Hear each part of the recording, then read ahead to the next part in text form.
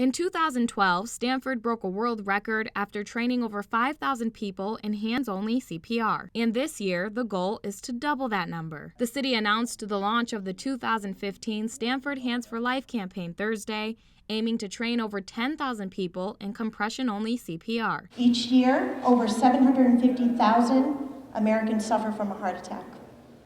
Knowing the warning signs and the symptoms of heart attack and the having early intervention is key to preventing death.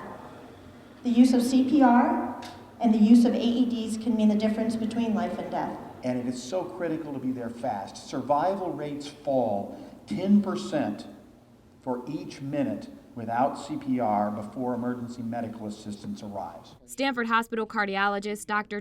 Nero spearheaded the first Hands for Life event in 2008. With the idea that you can perform compression-only CPR rather than making people go through the full training with mouth-to-mouth. And we realized that instead of taking 4 hours for training, we could do it for each person in less than 15 minutes. And based on that, we started doing some smaller programs. We had one program where we trained 100 people in about 10-15 minutes using 5 trainers.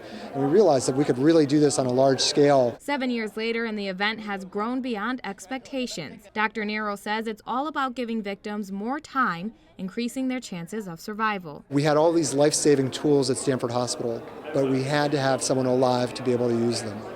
And so if people got to the hospital alive, if that CPR was started early and they could survive to get to the hospital, we could then fix them, get them better, and get them out. And now, if there's someone in your area in need of CPR, your phone can alert you. Stamford EMS introduced PulsePoint at Thursday's announcement, a free app that can alert trained responders of a cardiac arrest nearby and the location of the nearest defibrillator. Over 1,000 communities in the U.S. are using it, and now Stamford is one of them. PulsePoint is the next step in our life-saving mission, seizing the potential to activate these citizen responders of nearby emergencies and increasing the likelihood of early bystander CPR being performed, which can make a significant impact on cardiac arrest survival here in Stamford and beyond. Hands for Life events will be held throughout the week of September 21st, with the main event taking place at West Hill High School on the 26th. It only takes 15 minutes and is free of charge to learn how to save a life. To find out more and get involved,